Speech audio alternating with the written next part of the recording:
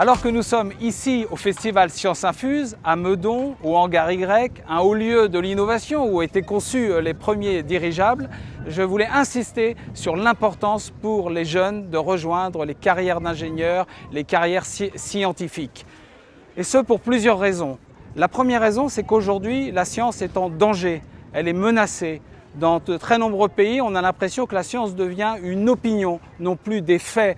Parfois, la viralité l'emporte sur la véracité. Et ce n'est pas parce qu'une contre-vérité a été dite 50 fois qu'elle devient une vérité. Il est plus que jamais essentiel que des ingénieurs s'élèvent et fassent valoir la valeur des faits, des données, de la démonstration. Ça, c'est le premier élément. Le deuxième élément, c'est que les grands défis du monde sont des défis qui vont devoir nécessiter de l'innovation.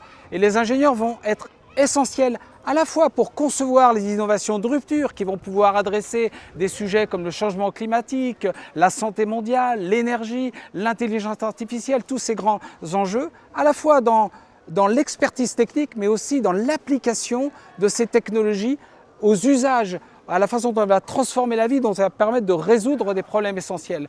Et donc ça ouvre d'énormes potentiels de carrière pour les ingénieurs.